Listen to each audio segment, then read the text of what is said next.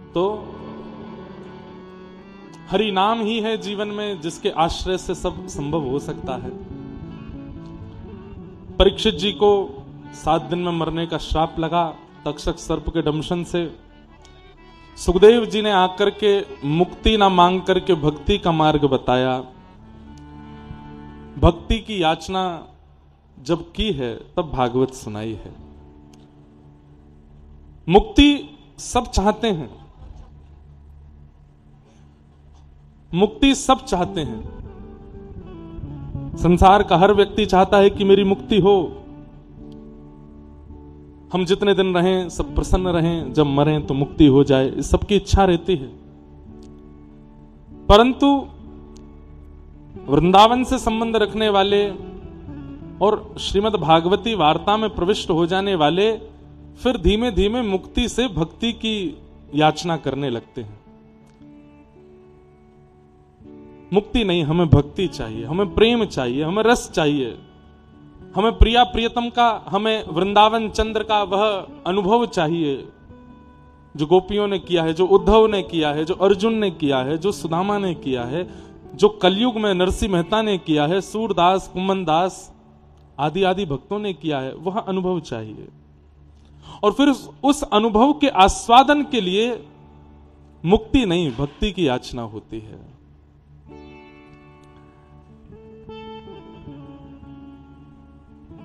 परीक्षित जी महाराज को श्री सुखदेव जी महाराज आदि आदि प्रसंग श्रवण करा रहे हैं। देवभूति माता का कर्दम ऋषि के साथ में विवाह हुआ और इनके संतान के रूप में भगवान कपिल का प्रादुर्भाव हुआ। बोलो कपिल भगवान की।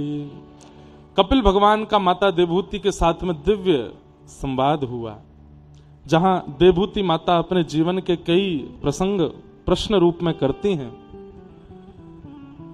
कि निर्वेणा नितराम भूमन असद इंद्रियत क्षणात् येन संभाव्यमानेन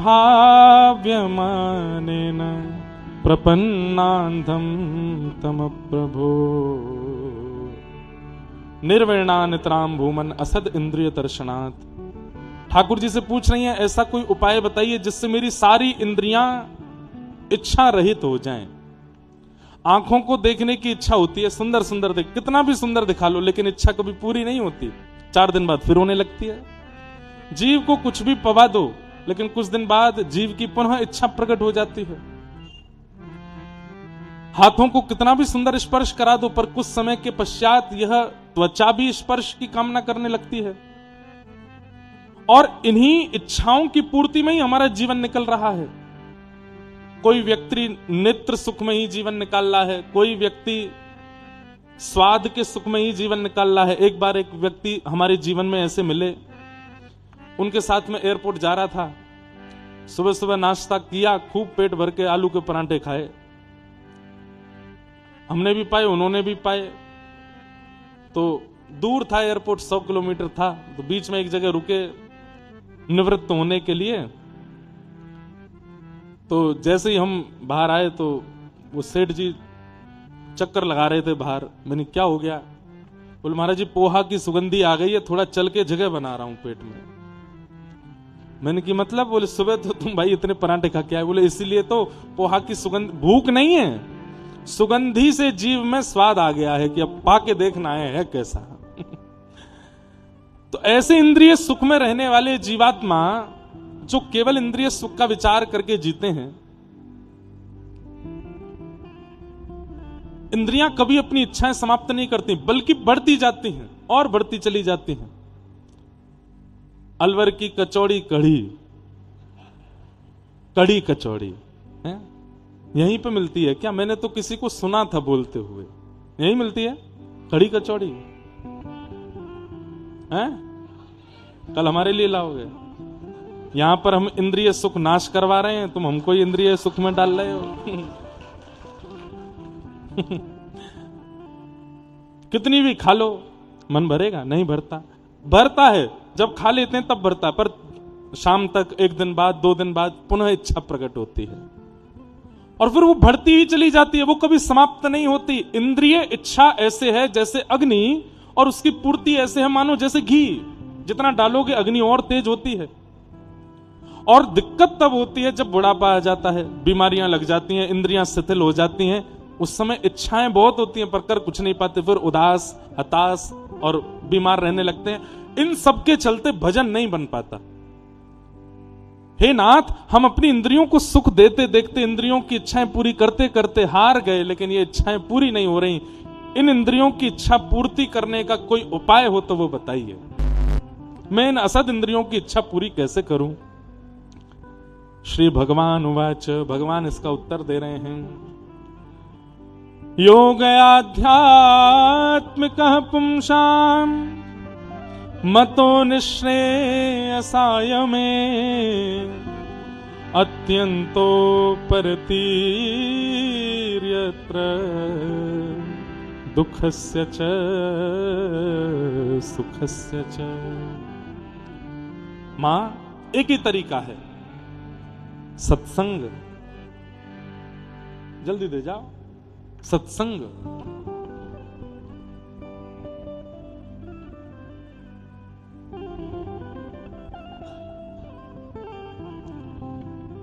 एक ही तरीका है, आध्यात्मिक योग यानी कि सत्संग। व्यक्ति अगर अपना संग सुधार ले, उसको सत बना ले, तो हो सकता है कि उसकी इंद्रियों की इच्छाएं धीरे धीरे समाप्त होने लगे। बहुत सावधानी से सब लोग इधर देखो, कथा श्रवण करो ध्यान से। आप कितना भी व्यसन करते हैं, अब कोई व्यक्ति तंबाकू खाता है, कोई उल्टा सीधा कुछ और कुछ भी करता है, 4 संत अगर उसके जीवन उसकी गाड़ी में आके बैठ जाएं, भैया चलो हमको तुम डीग तक छोड़ देना, वो अलवर से डीग तक जहां वो 3-4 पुड़िया खाने की उसकी आदत है, खाएगा? नहीं खा सकता। इच्छा बहुत होगी, लेकिन उसकी अंतरात्मा कहेगी, अरे पापी, बगल में देख कौन बैठा है, यहां नहीं खाना है, इनके सामने नहीं खाना है। सोचिए, अलवर से डीग तक आपकी गाड़ी में बैठने वाले एक महापुरुष के कृपा से, उनकी केवल बैठने मात्र से आप व्यसन का त्याग कर रहे हो। यदि संपूर्ण जीवन में एक महापुरुष आ जाए तो क्या व्यसन नहीं जाएगा? क्या व्यसन नहीं छूटेगा? सत्संग, सत्पुरुषानाम संग इति संग, सत्संग। एक सत्पुरुष का जीवन में आना, उसको सत्संग कहते हैं। अब दूसरी बात सुनो, वस्त्रों से भी सत्संग होता है। आप कैसे कपड़े पहनते हैं, कैसी हेयर स्टाइल रखते हैं, कैसा अपना गेटअप बना के रखते हैं, उससे भी पता चलता है सत्संग होगा कि नहीं होगा। बहुत स्टाइलिश रहते हैं महाराज, बालों में 5 प्रकार के रंग लगवाते हैं, आगे कुछ पीछे कुछ। फिर अभी तो नहीं हो रहा, बीच में बच्चे लड़के हमारे भारत के अजीब सी हेयर स्टाइल रखने लगे थे, यहां पे बीच में खड़ा कर लेते थे। अब एक नया शुरू हुआ है, यहां से कटवा लेते हैं पूरा, बीच में बस बाल रहते हैं। आपके गेटअप से भी सत्संग होता है। आपकी शिख से लेकर नख तक आप कैसे वस्त्र आभूषण और किस प्रकार की अपनी वेशभूषा रखते हो, उससे भी सत्संग होता है। आप अलवर के चौराहे पर जाकर के पानी पूरी खा लीजिए, आपको पानी पूरी वाला खिला देगा, लेकिन हम चले जाएं तो पानी पूरी वाला पता क्या बोलेगा? महाराज जी 1 मिनट रुको, क्या कर, पहले बर्तन धो लूं, सारे हाथ साफ कर लूं, पूरी अपनी दुकान स्वच्छ कर दूं। क्यों? आप धोती बगलबंदी में दिख रहे हो, आपके सिर पर उर्ध्वपुंड है, शिखा है। और नहीं तो हो सकता मना भी कर दे कि महाराज, रिसेंट अभी मैं इंदौर से वापस आ रहा था दिल्ली, तो जो भोजन परोसने वाले होते हैं सबसे वेज नॉन वेज पूछता है, हमसे सीधे ये पूछेगा फ्रूट प्लेटर लेके आऊं आपके लिए, आप तो फल खाएंगे। क्यों? वस्त्रों से उसको सावधानी हो रही है कि ये व्यसनी नहीं हो सकते, ये व्यभिचारी नहीं हो सकते। इसका मतलब क्या है? वस्त्र भी सत्संग कराते हैं। वस्त्रों से सत्संग होता है, व्यक्तियों से सत्संग होता है। ये सब सत्संग का स्वरूप है। ठाकुर जी कह रहे हैं, मैया जैसा संग होगा वैसी मन की स्थिति बनती चली जाएगी। आप इंद्रियों को दोष दे रही हैं कि आंख, नाक, जीव, कान आदि इनकी इच्छा पूरी करते करते मैं हाथ चुकी। इनकी कोई इच्छा नहीं होती कभी भी, इच्छा मन की होती है। और मन को सुधारने का एक ही तरीका है, उसका संग सुधार दो। बंधुओं, सत्संग ना कर सको कोई बात नहीं, लेकिन कुसंग मत करना, इसका ध्यान रखो। कल को अलवर में कोई कथा हो, आप नहीं जा पा रहे, कोई दिक्कत नहीं है, लेकिन जहां गैर भक्ति के कार्यक्रम चल रहे हो, कम से कम वहां बिल्कुल मत चले जाना। कुसंग मत करो, भले सत्संग ना बन पा रहा हो। कुसंग का त्याग सबसे बड़ा सत्संग है। जाके संग कुमति उपजत है, पड़त भजन में भंग। जाके संग कुमति उपजत है, पड़त भजन में भंग। तजोरे मन हरि विमुखन को। यदि केकई मैया ने मंथरा का संग नहीं किया होता तो राम जी का वनवास कभी नहीं होता।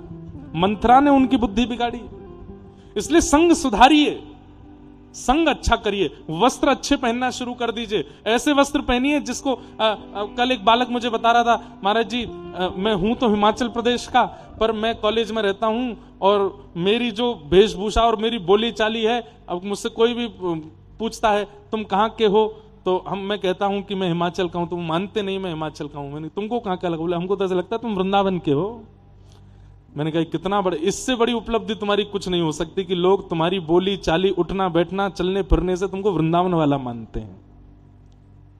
हमारी पहचान वृंदावन से हो जाए, हमारी पहचान। अब हम जाते हैं कहीं भी, हमको देख करके व्यक्ति अपने आप बोलने लगता है राधे राधे, वृंदावन से आए महाराज जी। तो अब आप गए महाराज, पूरे अपने बटन वटन खोल खाल करके और अजीब सी हेयर स्टाइल बना करके, मूंछों में विचित्र सा रंग लगा करके, अजीब से वस्त्र पहन करके, कोई राधे राधे नहीं बोलेगा। फिर आपको good morning sir, good night, यही बोलेंगे।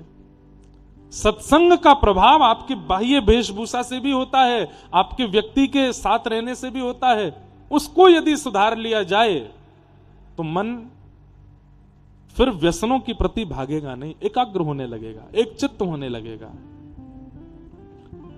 मैया को भगवान इस प्रकार अनेक विषयों के बारे में समझाते हैं। सब भावों को सुनाते हुए ठाकुर जी ने सुंदर देवभूति संवाद यहां सुनाया, कपिल देवभूति संवाद हुआ। तत्पश्चात भगवान के परम भक्त श्री ध्रुव जी महाराज का मंगल चरित्र आता है, जहां 5 वर्ष की अवस्था में सौतेली मां की डांट से विचलित हो गए श्री ध्रुव जी। लेकिन इनकी मैया ने कहा, डरते क्यों? क्या कहा सौतेली मां ने? बोले मां ने कहा कि पिता की गोद में बैठना है तो वन में जाके भगवान का भजन करो, भगवान प्रसन्न होकर कहें वरदान मांगो तो कहना छोटी मां के गर्भ से मेरा जन्म हो जाए, और जब मेरे गर्भ से जन्म लेके आओगे तब बैठोगे पिता की गोद में। मां ने कहा बेटा हंस बनो। मां ने क्या कहा? बेटा हंस बनो। हंस का स्वभाव है कि पानी और दूध मिला दिए जाएं तो हंस दूध पी जाता है, पानी छोड़ देता है। व्यक्ति कुछ भी बोल रहा है, कुछ भी कर रहा है, उसमें पानी क्या है? त्याज्य, छोड़ने वाली चीज छोड़ दीजिए। आप केवल दूध दूध लीजिए, अच्छा अच्छा क्या था वो सिंचन करो। तुम्हारी सौतेली मां ने क्या कहा? उसमें त्याज्य वस्तु त्यागो, स्वीकार्य वस्तु यह है कि वन में जाके भगवान का भजन करके उनको प्राप्त करो। वन में जाओ। तुरंत श्री ध्रुव जी महाराज वन को गए। नारद जी महाराज ने आकर के 12 मंत्र प्रदान किया। नमो भगवते तुभ्यं वासुदेवाय धीमहि प्रद्युम्नानिरुद्धाय नमः शंकर्षणाय च। ओम नमो भगवते वासुदेवाय।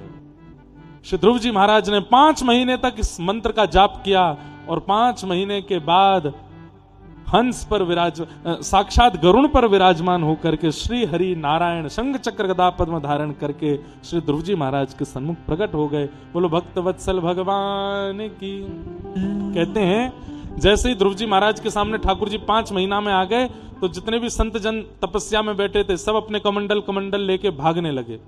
क्यों? हमको 1000 साल हो गए, 100 साल हो गए, 500 साल हो गए, 800 साल हो गए, हमको नहीं मिले, इसको 5 महीना में मिल गए। बंधुओं, एक बात हमेशा याद रखिएगा, किसी व्यक्ति को यदि बहुत कम उम्र में कुछ प्राप्त हो रहा है, इसका मतलब क्या है? पूर्व जन्म का प्रारब्ध है। वो पूर्व जन्म में मेहनत करके आ चुका है, परिश्रम करके आ चुका है। कुछ वर्षों का परिश्रम रह गया था, इस जन्म में किया, जल्दी मिल गया। कई लोग 70-70, 80-80 वर्ष की उम्र तक अपना घर नहीं बना पाते, और आजकल YouTube पर वीडियो बनाने वाले छोटे छोटे 20-20 साल के बच्चे गाड़ी खरीद लाते हैं। कैसे? कहीं ना कहीं ये प्रारब्ध का खेल है। उस व्यक्ति ने शायद अपने पूर्व जन्म में एक झोंपड़ी में ही निवास किया होगा, बहुत परिश्रम किया होगा, उसका परिश्रम कुछ समय का रह गया था, इस जन्म में वो कुछ समय पूर्ण होते ही प्राप्त हो गया। ऐसे ही ध्रुव जी महाराज का एक जन्म का भजन नहीं है, अनेक जन्मों से ध्रुव जी अनेक अनेक जन्म लेकर के भगवान का भजन करते जा रहे थे, और करते करते 5 महीने के भजन और शेष रह गया था, तभी प्राण त्याग कर वे ध्रुव बन करके आए। एक उत्तानपाद नाम के राजा के यहां पुत्र के रूप में जन्म लिया, और 5 महीने का शेष भजन पूर्ण करके ठाकुर जी को प्राप्त कर लिया। तो किसी किसी के जीवन में बाल अवस्था में भक्ति आ जाती हो, कोई कोई 70 साल तक भी भक्त नहीं बन पाते। अभिप्राय इसमें 2 हैं, या तो कभी कभी प्रारब्ध काम आता है, या गुरु कृपा काम आती है। गुरु कृपा से यदि देख लें, कृपा भर के यदि देख लें, तो हो सकता है कि एक दिन में भी काम बन जाए, बात बन जाए। या फिर कभी कभी प्रारब्ध से भक्ति जागृत होती है। ध्रुव जी महाराज ने 5 महीने में ठाकुर जी को प्रकट किया, और श्री ठाकुर जी ने उनके गाल से शंख स्पर्श कराया। ध्रुव जी ने भगवान की स्तुति गाई, और स्तुति गाते हुए श्री ध्रुव जी महाराज ठाकुर जी से एक बहुत सुंदर बात कहते हैं। भक्ति मुहु प्रवहताम त्वयि में प्रसंगो भूयादनंत महताम ममलाशयानाम ये नांजसोल्वण मुरुव्यसनम भवाब्धिम निश्चय भवद गुण कथामृत पान मत। बंधुओं देखो, सब लोग इधर देखो, हर भक्त की एक प्रणाली है भक्ति करने की। सबरी की भक्ति में प्रधानता प्रतीक्षा की है, प्रतीक्षा ही उनका भजन है। सूरदास जी की भक्ति में प्रधानता उनकी लेखनी है। गोस्वामी तुलसीदास जी की भक्ति में प्रधानता उनकी लेखनी है। मीराबाई के भक्ति में प्रधानता विरह है। लेकिन श्री ध्रुव जी महाराज अपनी भक्ति में एक विशेषता मांग रहे हैं ठाकुर जी से। क्या? बोले मुझे व्यसन लग जाए, एडिक्शन हो जाए। किस चीज का? बोले आपकी कथा का। भगवान बोले ये नया शब्द बोल रहे हो, व्यसनम भवाब्धिम, व्यसन क्यों मांग रहे हो? तो श्री ध्रुव जी महाराज कहते हैं, बोले ठाकुर जी व्यसनी व्यक्ति बहुत अच्छा होता है। बोले क्यों? वो घूम घूम करके व्यसन करता है। व्यसनी व्यक्ति जिसको लत लग गई हो किसी वस्तु की, वो बस मौका ढूंढता है, मुझे मौका मिले और मैं वो करूं, मौका मिले तो मैं करूं, मौका मिले तो मैं करूं। ऐसे ही नाथ मुझे भक्ति का व्यसन लग जाए और मैं बस मौका ही ढूंढता रहा करूं, कब हरि नाम जप लूं, कब वृंदावन चला जाऊं, कब कथा सुन लूं, कब संतों को प्रणाम कर लूं। मांगना है तो ठाकुर जी से भक्ति का व्यसन मांगो, मुझे व्यसन लग जाए। हाँ, व्यसनम भवाब्धिम। ठाकुर जी ने ध्रुव जी महाराज पर कृपा की। 36,000 वर्ष तक ध्रुव जी ने राज्य किया। तत्पश्चात विमान आया और श्री ध्रुव जी महाराज मृत्यु के सिर पर चरण पधराते हुए भगवत धाम को प्रस्थान कर गए। ध्रुव जी के वंश में राजा अंग, उनके बेटा बैन को ऋषियों ने मार दिया, तो उनके शरीर के घर्षण से भगवान पृथु प्रकट हुए, जिनके कारण धरती का नाम पृथ्वी कहा गया। हमें कृष्ण जन्म की ओर चलना है। हम सूक्ष्म में सब प्रसंग कह रहे हैं, फिर पूज्य गुरुदेव भगवान का थोड़ा आशीर्वाद सुनेंगे और फिर नंदोत्सव मनाएंगे। अलवर में आनंद भयो जय कन्हैया। हाँ, आज इतना उधम मचाएंगे कि महाराज बस आपके जगन्नाथ महाप्रभु जो हैं वो भी नृत्य करने लगे मंदिर में। वाह, सुबह से हमारी हालत तो एक एक जो है नस हमारी हो गई है। लेकिन हमारे पूज्य गुरुदेव भगवान बैठे हैं। आपने 2 सत्र की कथाएं की हैं। अभी लगभग पिछले 10 वर्षों से 12 वर्षों से एक सत्र की कथा हो रही। उससे पहले तो सुबह 9 से 12, 3 से 6 कथा होती थी। पूज्य गुरुदेव भगवान ने तो लगभग 50 वर्ष तक वैसी ही कथाएं की हैं। हम एक ही दिन में हार मान गए। सुबह कथा करके शाम को पस्त से हो रहे हैं। लेकिन कथा में थकान नहीं है, थकान है आने जाने की और रात्रि विश्राम ना करने की।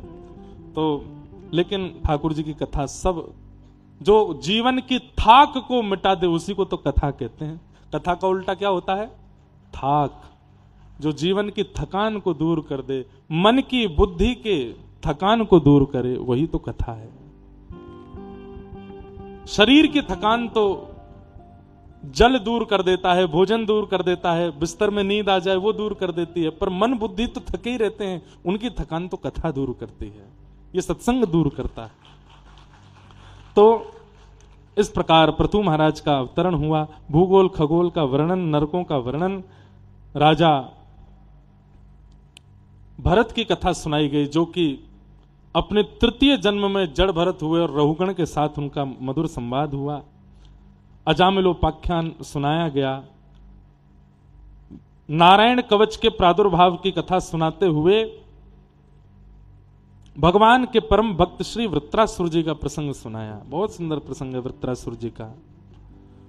अहम हरे तब पादैकमूल दासानुदासो भवतास्म भूयः मनस्मरेता सुपतिर्गुणांस्ते गृणीतवा कर्म करोतु काया।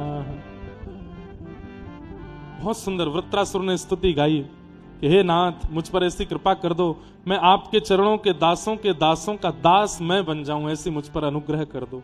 ठाकुर जी बोले हमारे चरणों का दास बन जाओ। बोले नाथ, मूल से ज्यादा ब्याज प्यारा होता है। मैं आपका दास बन जाऊंगा तो मतलब आपका पुत्र, लेकिन आपके दासों का दास बनूंगा तो मतलब आपका पौत्र, पर पौत्र, और पुत्र से ज्यादा नाती प्रिय होता है, उससे भी ज्यादा पर नाती प्रिय होता है। तो नाथ, मुझे तो आपका पर दास बनना है, आपका स्वयं का दास। ठाकुर जी बड़े प्रसन्न हो गए ये बात सुनकर के। बोले ये अद्भुत भक्ति है तुम्हारी, दासानुदास बनना चाहते हो? बोले हाँ नाथ, दासानुदास बनना है, ऐसी कृपा करो। भगवान बोले जरूर तुम्हें कुछ बड़ा चाहिए, इसलिए इतनी बढ़िया बात कर रहे हो। तब वृत्रासुर कहते हैं न नाक पृष्ठम न च पारमेष्ठम न सार्वभौमम न रसाधिपत्यम न योग सिद्धेर पुनर्भवम वा समंजसत्वा विरहय कांक्षे। हे नाथ, मुझे ना तो पृथ्वी का राजा बनना है, न रसातल का राजा, न ब्रह्मलोक, न शिवलोक, मुझे कुछ नहीं चाहिए। केवल एक वस्तु चाहिए। क्या? आपकी याद में तड़पना चाहता हूं, आपकी याद में रोना चाहता हूं नाथ। एक बात कहें बंधु, संसार में यदि आप हमसे पूछें कि महाराज जी सबसे बड़ा सुख क्या है, ठाकुर जी की याद आवे और नेत्र सजल हो जावे, उससे बड़ा सुख संसार का कोई नहीं है। और उतनी देर आपको कोई तंग ना करे, बस आप रोते रहो, ये नीर बहते रहे नेत्रों से, झरझर गिरते रहें, और बस ठाकुर जी की याद में आप रुदन करते रहो, उससे बड़ा सुख है ही नहीं। और ये हर किसी को नहीं प्राप्त होता। व्यक्ति अपने दुख से दुखी होकर के ठाकुर जी के आगे रो लेगा, लेकिन ठाकुर जी की याद में ठाकुर जी के आगे नहीं रोता। मंदिर में रोने वाले बहुत दिखेंगे, लेकिन अपने दुख से, अपनी पीड़ा से पीड़ित हैं। ठाकुर जी के प्रेम में विवश होकर के रुदन करने वाले नहीं दिखते हैं।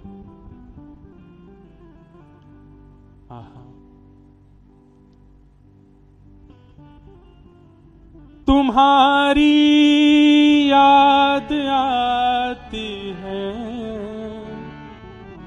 तुम्हारी याद आती है, बताओ क्या करें मोहन। तुम्हारी याद आती है, बताओ क्या करें मोहन। सुबह और शाम आती है, सुबह और शाम आती है, रात भर ये रुलाती है।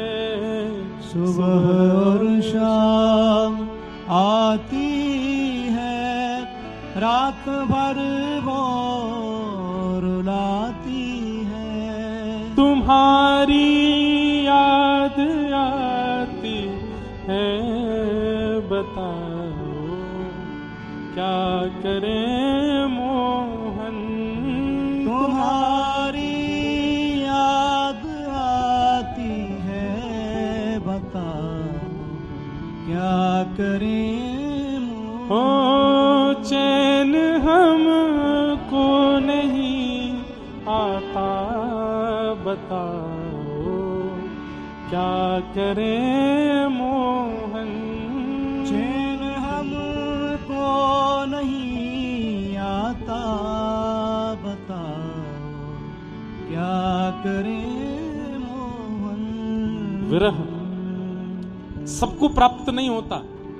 ठाकुर जी कृपा करके संयोग दे देते हैं, लेकिन वियोग नहीं देते। वियोग सबको नहीं देते। जिससे अति अति प्रेम होता है उसको ठाकुर जी वियोग प्रदान करते हैं, और वियोग में व्यक्ति केवल कृष्ण विरह में रुदन करता है।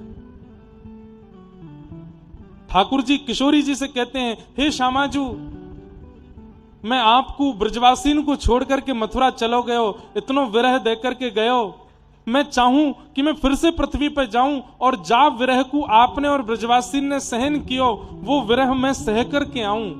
प्रिया जी बोली, रहने दो, नहीं कर पाओगे। नहीं नहीं नहीं प्रिया जी, आपको मुझको अपने चित्त को विरह देना पड़ेगा। प्रिया जी बोली, मैं कह रही हूं रहने दो, आप नहीं सह पाओगे। ठाकुर जी बोले, नहीं नहीं प्रिया जी, कृपा करो, मेरे वियोग में जो विरह आपने सहा वो मुझे दीजिए। जब बहुत जिद करी ठाकुर जी ने, तो प्रिया जी ने अपने चित्त में कृष्ण विरह जो था वो ठाकुर जी को दिया, और राधा कृष्ण मिलित तनु श्री चैतन्य महाप्रभु प्रकट हुए। जहां तन तो है श्री कृष्ण का, लेकिन विरह है श्री राधा रानी का चित्त में। केवल रुदन ही किया है अपने संपूर्ण जीवन काल में, कृष्ण विरह में, कृष्ण याद में। विरह अद्भुत है। हमारे आज जिनके यहां प्रवचन था सुबह, पूज्य विनोद बाबा महाराज, उनके नेत्रों से 24 घंटे अश्रुधार गिरते ही, वो हंस रहे हैं, बोल रहे हैं, तब भी अश्रु गिरते ही रहते हैं नेत्रों से। ऐसा कैसे हो सकता है? इतना विरह की स्थिति में आज हमने बाबा से कही, बाबा आप बस एक कृपा कर दो, प्रेम सरोवर पर कथा सुनाई है, तो वैसे तो चाहेंगे कि आप बस कृपा की कोर हम पर कर दो, लेकिन ये सब तो श्रोता हैं, इन पे करो ना करो ये आपकी इच्छा, पर मैं वक्ता हूं तो मैं तो दक्षिणा के रूप में मांग रहा हूं कि आप अपनी कृपा की कोर मुंह पे करो, नेक अपनो जैसो प्रेम विरह हमको भी प्रदान करो। अद्भुत है कृष्ण प्रेम, सबको प्राप्त नहीं होता है ऐसा विरह। ठाकुर जी का मीराबाई को प्राप्त हुआ था, बस रोती ही रही जीवन भर। वह सुख पाना चाहते हैं वृत्रासुर। ठाकुर जी से कह रहे हैं, समंजसत्वा विरहय कांक्षे, कृपा करके मुझे विरह दे दीजिए, मैं आपके विरह में रोना तड़पना बिलखना चाहता हूं। ठाकुर जी बोले, विरह क्यों चाहिए, संयोग क्यों नहीं चाहिए? बहुत ध्यान से सुनिएगा। वृत्रासुर कहते हैं, नाथ संयोग होगा तो आप मेरे सामने आ जाओगे तो केवल 2 नेत्रों को दिखोगे, लेकिन वियोग होते ही जब आप चले जाओगे तो रोम रोम को दिखाई दोगे, अंग अंग को अनुभव होगे, बुद्धि को, मन को, मति को, सबको कृष्ण कृष्ण कृष्ण कृष्ण कृष्ण कृष्ण का ही अनुभव होता रहेगा। ये देखो श्याम, ये देखो श्याम, यही तो है मेरे जीवन प्राण। ये देखो श्याम, स्थिति ऐसी हो जाएगी। देखो श्याम, अरे जगन्नाथ मंदिर में, राधा रमण मंदिर में ठाकुर जी दिखेंगे ना, जहां देखोगे वहां दिखाई देंगे। नैनाभिराम बंक मुस्कान, नैनाभिराम बंक मुस्कान, बोह मरोड़ लजावत काम, बोह मरोड़ लजावत काम। ये देखो श्याम, ये देखो श्याम, यही तो है मेरे जीवन प्राण। ये देखो श्याम, ये देखो श्याम, यही तो है मेरे जीवन प्राण। विरह मांगा वृत्रासुर ने, भगवान ने वृत्रासुर पर कृपा की। तत्पश्चात इनके पूर्व जन्म चित्रकेतु नाम था इनका, उसकी कथा सुनाई गई। आगे श्री प्रहलाद जी का चरित्र सुनाया, जहां भगवान खंभ से नृसिंह बनकर के प्रकट हुए और श्री प्रहलाद जी महाराज पर अनुग्रह किया। बलि वामन अवतार की मधुर कथा सुनाई गई। देवासुर संग्राम, गजेंद्र मोक्ष का चरित्र सुनाया गया। तत्पश्चात सूर्यवंश के राजाओं की कथा सुनाई, गंगा अवतरण आदि सब प्रसंग सुने और प्रभु श्री राम का प्रादुर्भाव सुनाया।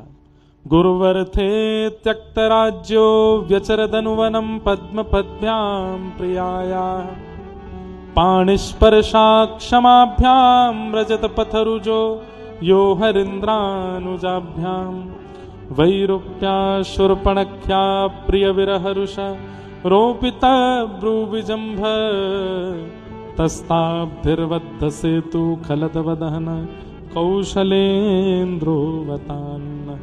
बोला राजा रामचंद्र भगवान की जय। अपनी गुरु यानी कि पिता की आज्ञा मान करके जो एक बार में ही ग्रह त्याग करके अपनी प्रिया यानी कि श्री सियाजू के साथ में वन को प्रस्थान कर गए, जहां वन में जाकर के अनेक खलों का जिन्होंने दलहन किया, सीता हरण के बाद लंका में जाकर के रावण का वध किया और रावण वध के बाद सीता जी को लेकर के पुनः कौशलपुर लौटे, ऐसे प्रभु श्री राम को हम बारंबार प्रणाम। एक श्लोक में संपूर्ण राम कथा सुना करके श्री सुखदेव जी ने 2 अध्याय में श्री राम कथा सुनाई।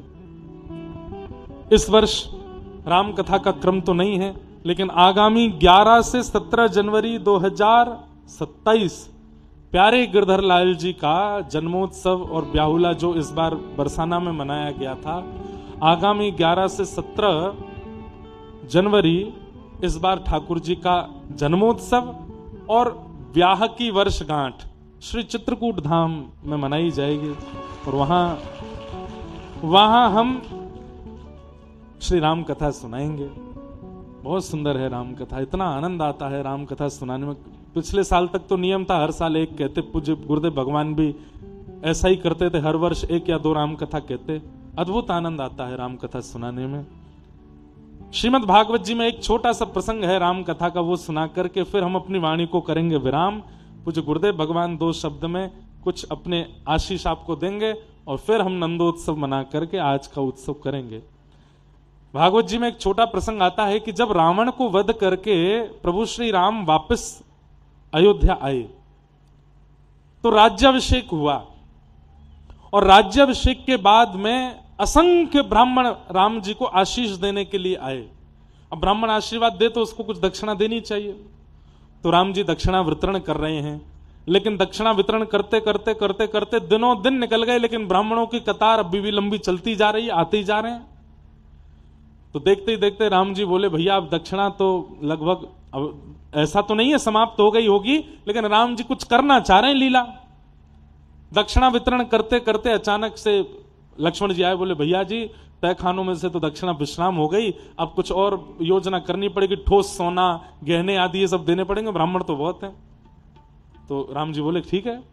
लक्ष्मण जी ने अपने कुछ आभूषण दिए, राम जी ने वो भी दक्षिणा में दे दिए, भरत जी ने दिए वो भी दे दिए, उनकी पत्नियों ने दिए वो भी दे दिए, दक्षिणा दे रहे हैं। अंत तो गत्वा सीता जी से कहा, बोले आप भी दो।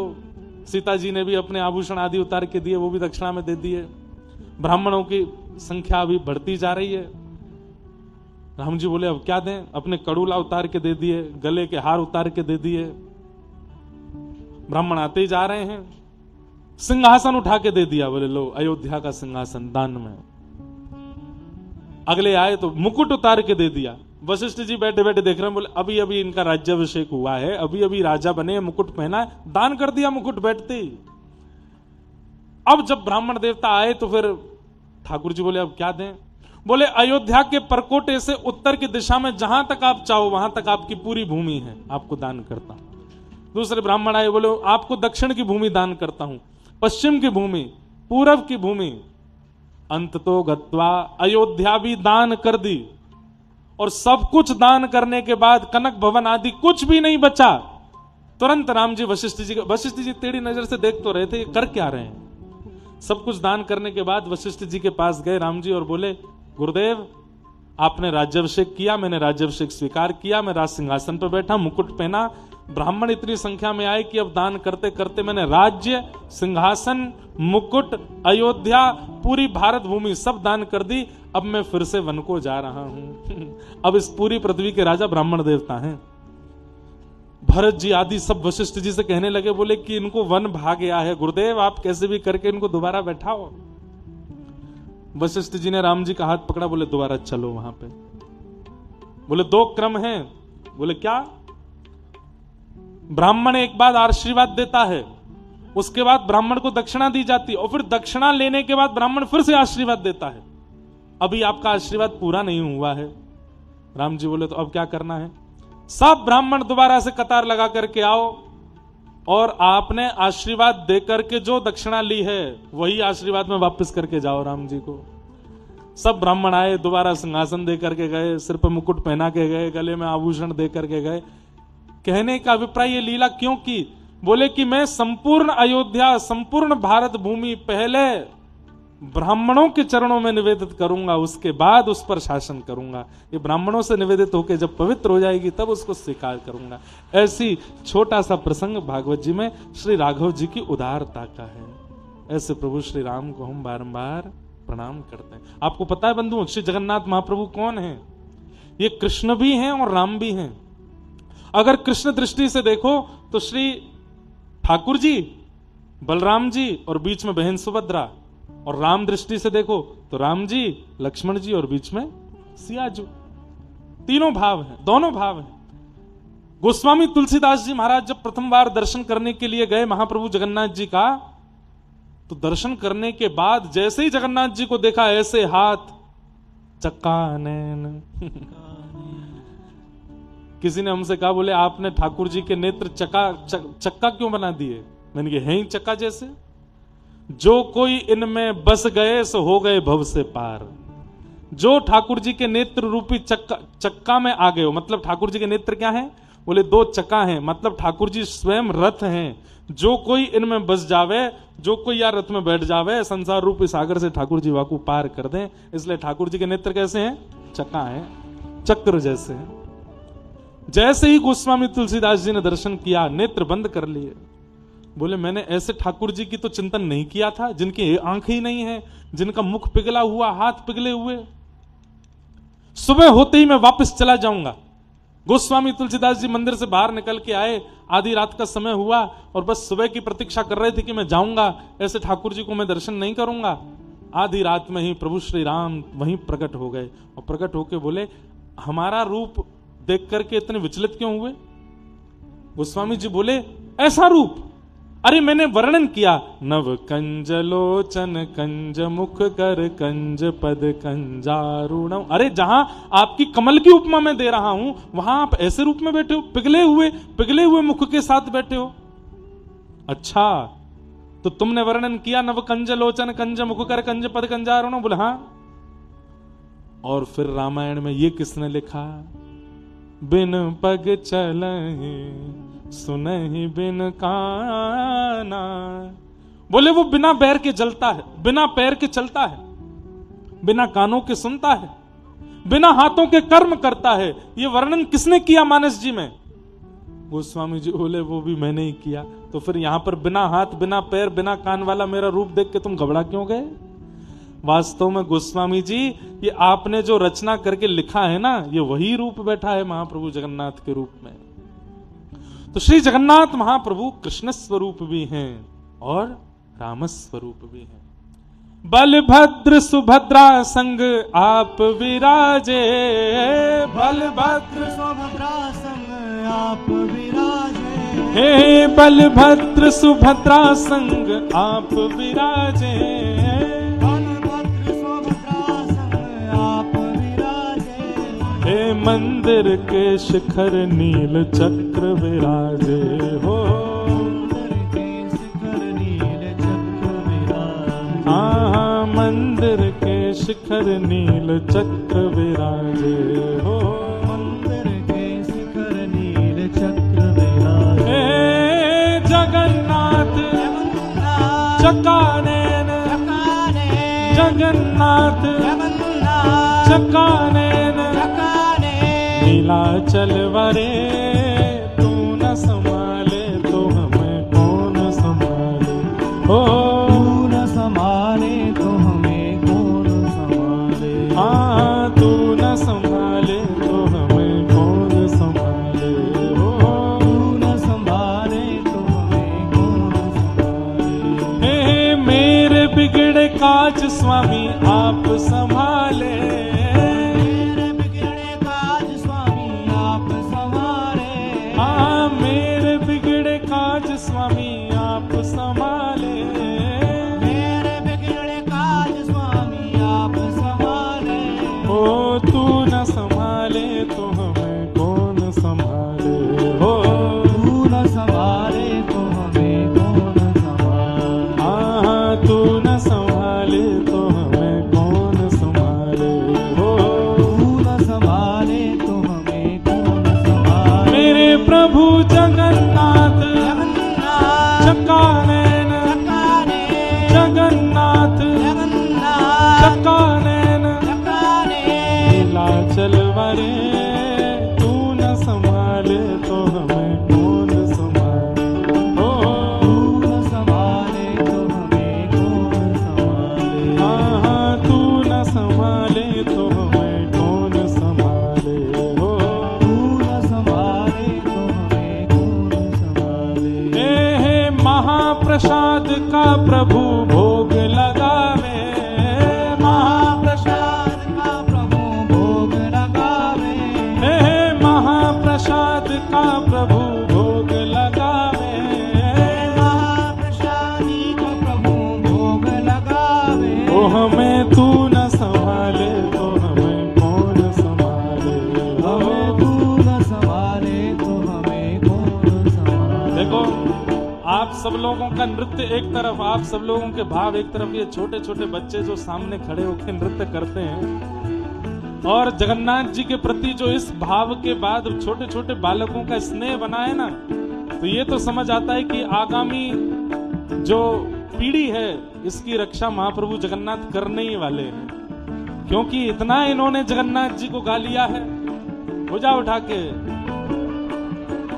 मेरे प्रभु जगन्नाथ जगन्नाथ चक्कानैन, चकाने, जगन्नाथ जगन्नाथ चक्कानैन, चकाने, नीलाचल वाले तू न संभाले तो हमें कौन संभाले, हो तू न संभाले तो हमें कौन संभाले, हाँ तू न संभाले तो हमें कौन संभाले, हो तू न संभाले तो हमें कौन संभाले, ए, मेरी ये नैया है अब तो तेरे हवाले, मेरी ये नैया है अब तो तेरे हवाले, ओ मेरी ये नैया है अब तो तेरे हवाले, मेरी ये नैया है अब तो तेरे हवाले, ओ हमें तू न संभाले तो हमें कौन संभाले, हो तू न संभाले तो हमें कौन संभाले, मेरे प्रभु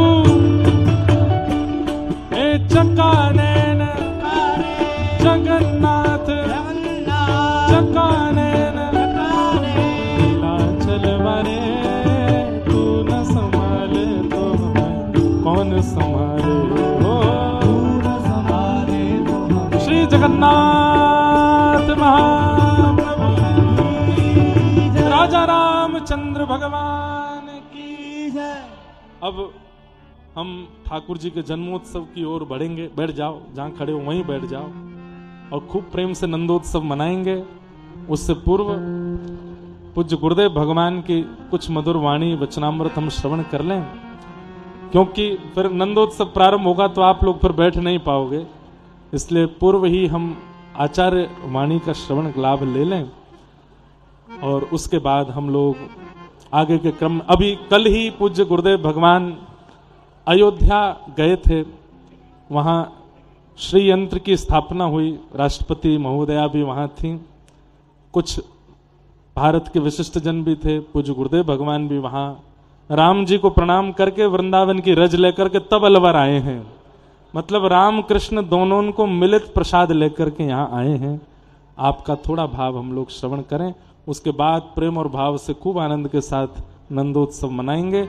सब लोग बिल्कुल शांति से बैठ जाओ, जितने भी लोग खड़े हैं आप सबको बगल वाले इनकी सौगंध है, बैठ जाओ और बैठ करके बड़े प्रेम से श्रवण करो। बोलो वृंदावन बिहारी लाल की।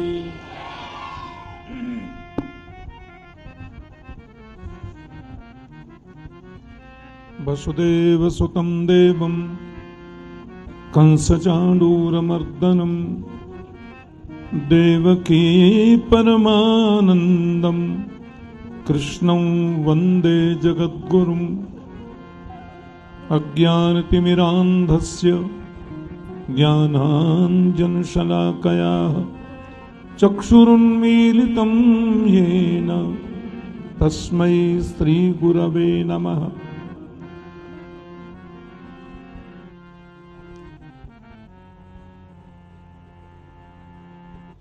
हमारे ब्रजमंडल की ये भक्तिमयी भूमि अलवर क्षेत्र, हमारो ब्रजमंडल आधो राजस्थान में आवे। गिरिराज जी की आधी परिक्रमा राजस्थान में ही है। तो इधर भरतपुर है, इधर अलवर है। ये दोनों ब्रजभूमि के ही स्वरूप हैं। ऐसी पावन अलवर की भूमि में लाडले गिरधर लाल जी का वांग्मय स्वरूप श्रीमद् भागवत सप्ताह प्रवचन ज्ञान महायज्ञ का आयोजन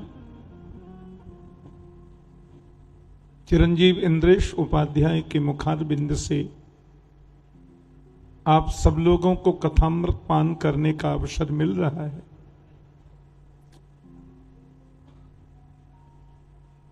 जीवन का लाभ क्या है? श्रीमद् भागवत जी में 4 बातें बड़ी सुंदर देवराज इंद्र ने कही कि प्रभु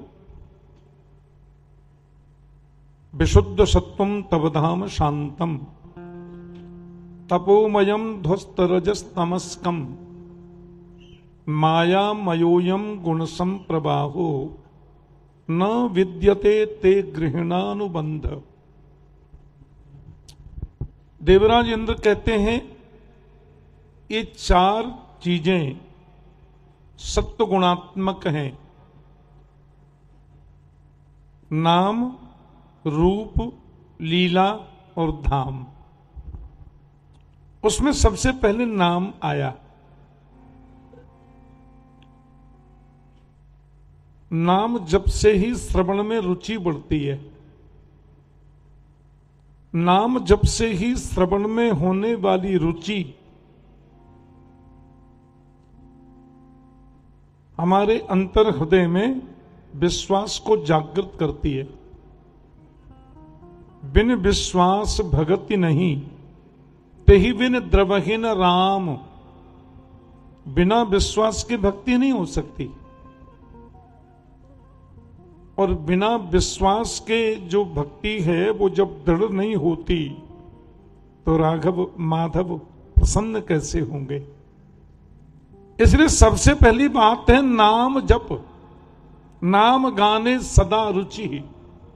नाम गान में हमारी रुचि बढ़े। देवताओं ने ब्रह्मा जी से प्रार्थना की और कहा कि महाराज आगे कलयुग आ रहा है, लोगों की मनस्थिति बड़ी विचित्र होगी।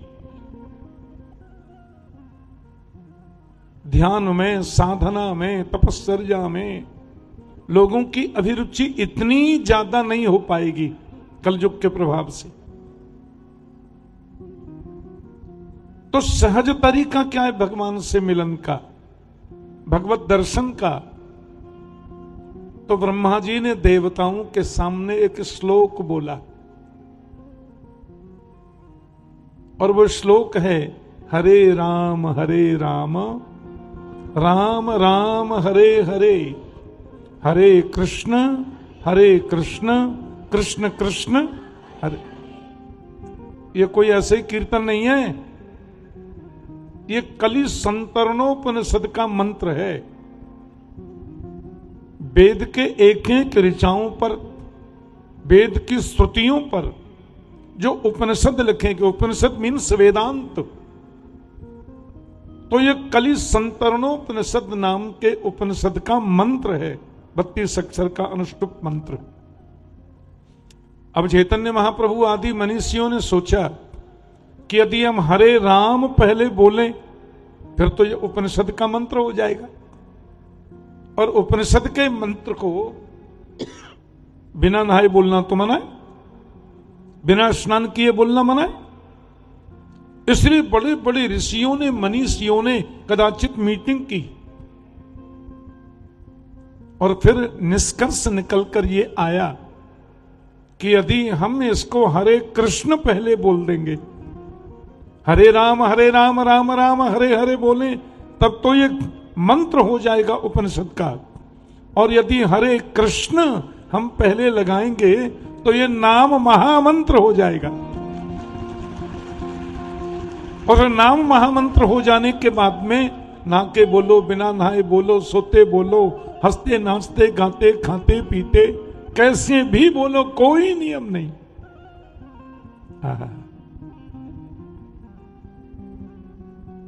नाम श्रेष्ठ है। देवराज इंद्र ने श्रीमद् भागवत में नाम को प्रथम कहा। इदम द्रक्षति दिदिंद्र, इदिंद्र एव इंद्र। इंद्र कोई छोटी मोटी चीज तो नहीं है। इंद्र देवताओं के सम्राट हैं, त्रिलोकी के राजा हैं। नाम। दूसरा रूप। भगवान के नाम का जाप करिए, संकीर्तन के माध्यम से करिए, और प्रभु के रूप का चिंतन करिए। रूप का चिंतन हो और भगवान की लीलाओं का श्रवण करिए, और इतने निरध्यासनात्मक रूप से हम श्रवण करें कि लीला श्रवण करते करते हमें प्रत्यक्ष वो दिखाई देने लगे, हमें प्रत्यक्ष उसका दर्शन होने लगे। और भगवान के धाम में बार बार जाने की चेष्टा करो, प्रभु के धाम में बार बार जाने का प्रयास करो। तो नाम, रूप, लीला, धाम। नाम सबसे बड़ा है। युधिष्ठिर जी एक बार बैठे थे, आप तो जानते हैं युधिष्ठिर जी धर्मराज हैं, और वहां लोगों की भीड़ बैठी थी, बड़े बड़े ऋषि भी बैठे थे। एक व्यक्ति ने खड़े होकर पूछा, एक बात बताइए, दुनिया में सबसे बड़ा आश्चर्य क्या है? आश्चर्य किसको कहते हैं? हमारे ब्रज में कहे ना, अरे भैया बड़े आश्चर्य की बात है, अरे हमने तो ऐसा सोचो ही ना हो, ये तो है क्या, ये तो बहुत बड़ा आश्चर्य है, इतने ऊंचे तो कूद गए।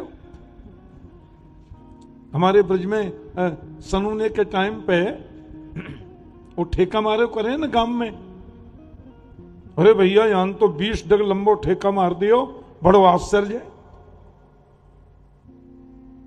तो कोई आश्चर्यमयी घटना, जीवन का सबसे बड़ा आश्चर्य क्या है? युधिष्ठिर जी चुप बैठे। एक आदमी खड़े होकर के बोले, क्यों जी, जन्म लेना आश्चर्य है? आश्चर्य देखो, माता के उदर में 9 महीने तक बालक रहता है, और देखो पल भी रहा है, बढ़ भी रहा है, पुष्ट भी हो रहा है, कितना बड़ा आश्चर्य। और फिर वो जन्म लेता है। बोलने ये कोई आश्चर्य नहीं है, सूकर कुकर तो 5-5, 6-6 पुत्रों को जन्म देती है उनकी मां, ये कोई आश्चर्य नहीं है। तो एक बोले, तो साहब फिर जीना आश्चर्य है? देखो हम लोग जी रहे हैं, भोजन किया, दूध पिया, पानी पिया, उन सब का रस हमें प्राप्त हो रहा है, प्राण संचरित हो रहे हैं, सांस हम ले रहे हैं। जिस दिन से हमने जन्म लिया था, ये आज तक जनरेटर बंद ही नहीं हुआ, 24 घंटे चलता है। हंसते खाते नाचते गाते सोते उठते, हम रात में सो जाते हैं, सब सो जाते हैं, इंद्रियां भी सो जाती हैं, पर वो जनरेटर चलता ही रहता है। एक पल के लिए श्वास रुकता नहीं है। कितना बड़ा आश्चर्य है, हम जी रहे हैं। युधिष्ठिर बोले, जीना भी कोई आश्चर्य नहीं है, सुकर कुकर भी तो जीते हैं, नाली का कीड़ा भी तो जीता है, सांप भी तो जी रहा है, और कितने जीव तो ऐसे कि हमें आंखों से दिखते नहीं है, हमारी आंखों के सामने अनंत जीवात्माएं ऐसे भटक रहे हैं और अभी जी रहे हैं और 2 पल में मर गए। खटमल हैं, मच्छर हैं, कितने, तो जीना आश्चर्य नहीं है। तो लोगों ने कहा क्यों जी, फिर क्या बोलते हैं, पैसे कमाना आश्चर्य है? अरे सुतदारा और लक्ष्मी पापी के भी हो। फिल्मों में 2-2 कौड़ी के फालतू गीत गाने वाले लोग करोड़ों रुपए कमाते हैं। यह कमाना आश्चर्य नहीं है?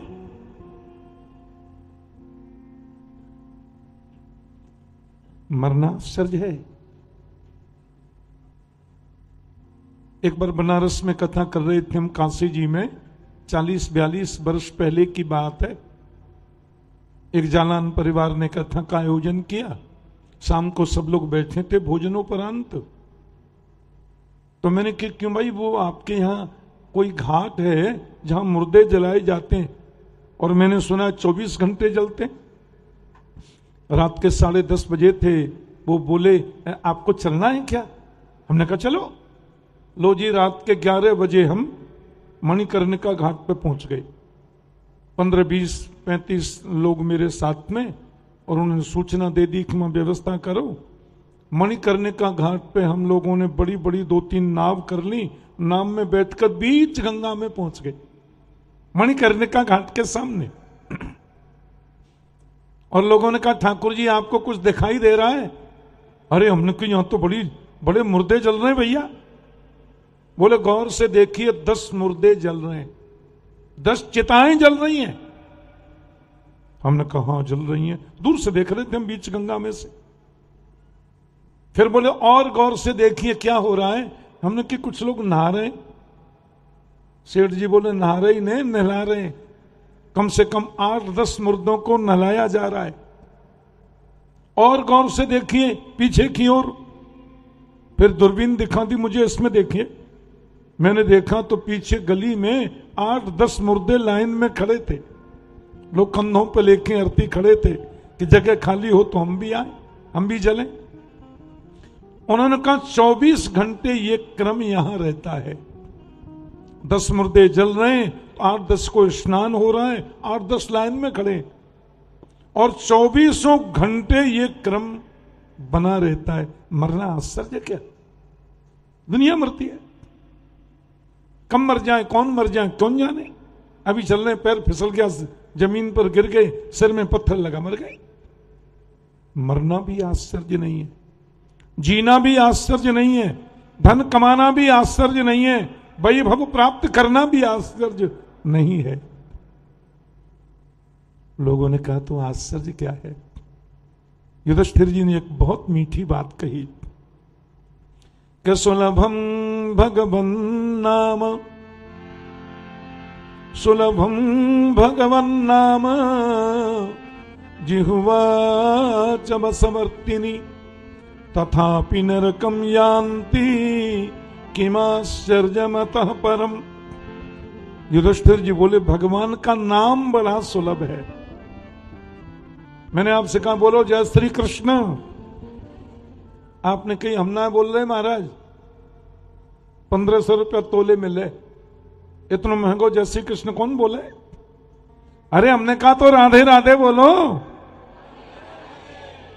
आपने कि ये तो 2500 रुपये भरी है, 2500 रुपये तोला, इतना महंगा राधा नाम? पैसा लगता है क्या? न जय श्री कृष्ण बोलने में कोई पैसा लगे, न श्री राधे राधे बोलने में है।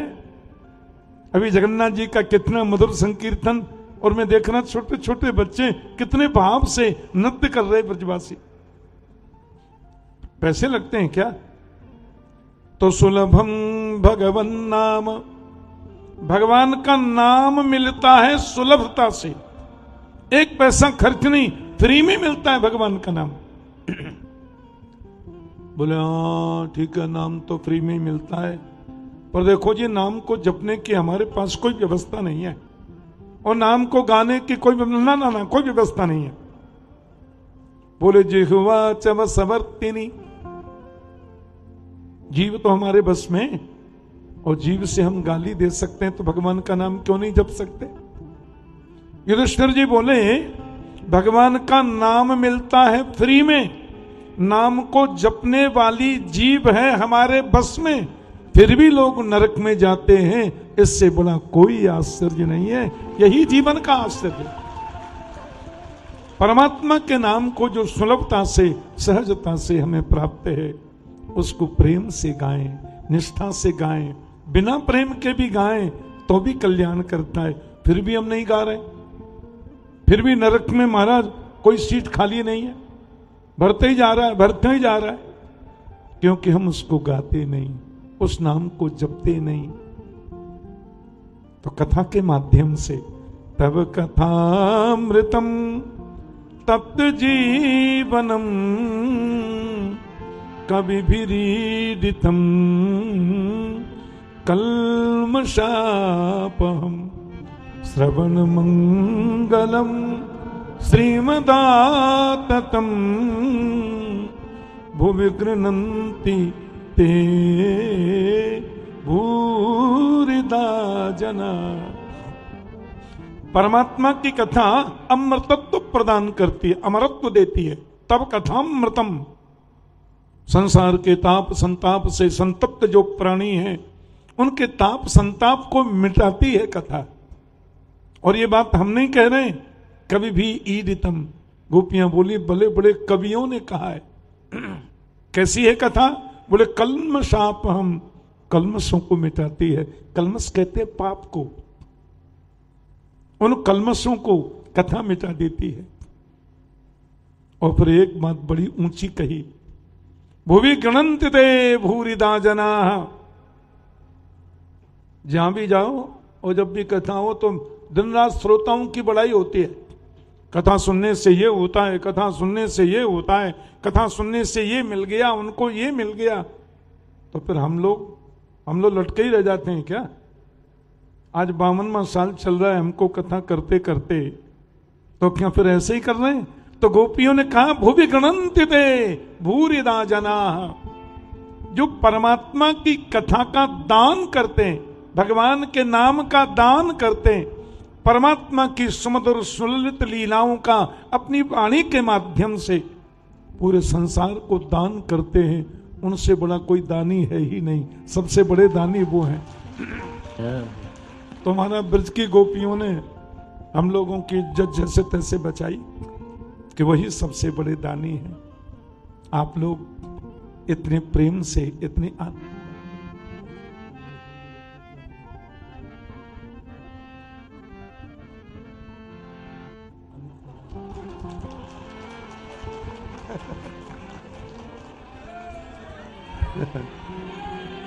अब लाला यूं करो के यही तने के जन्म की भूमिका बनाए के आप नंदोत्सव को एक पद गाय के ही छोड़ी हो। ठीक है भैया? बात यह है कि अब वैसे तो